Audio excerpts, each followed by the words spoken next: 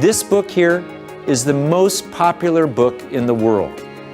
In fact, since its first printing in 1455, it has sold over 6 billion copies.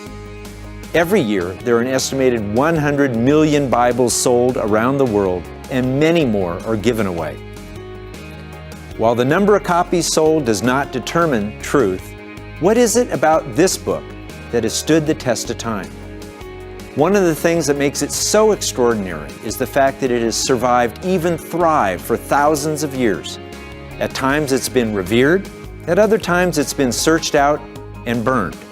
People have died simply for possessing it.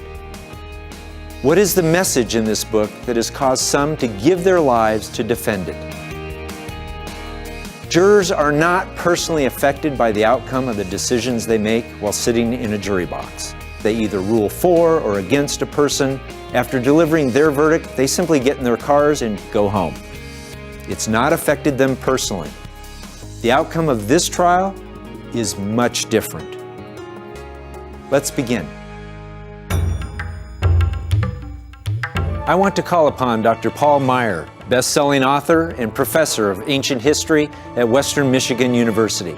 His evidence, some background, historical facts about the Bible's history and translation from the original languages. The Bible was written over a 1,500-year period from approximately 1400 BC to 100 AD. Written by more than 40 writers. It was written in 3 languages, Hebrew, Aramaic, and Greek. The first translation of the Bible from its original language was the Septuagint, a Greek translation from the Hebrew Old Testament in the 3rd century BC. In its present form, the Bible consists of 66 books, 39 in the Old Testament, 27 in the New. It wasn't until 1228 Stephen Langton separated the Bible into chapters.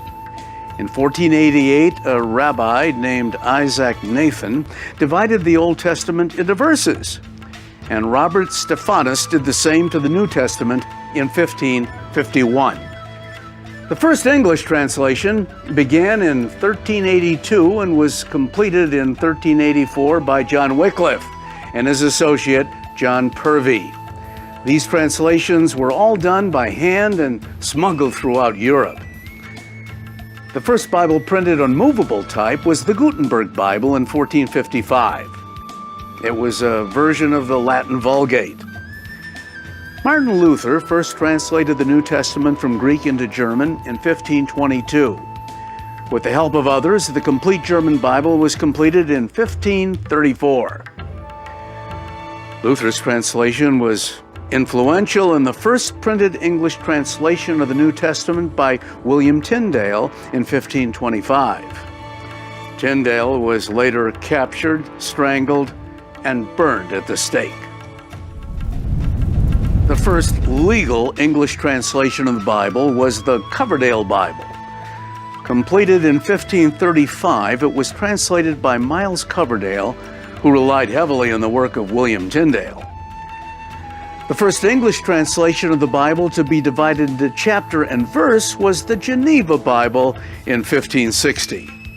This translation is also called the Pilgrim's Bible because this was the Bible that the Pilgrims brought with them to America.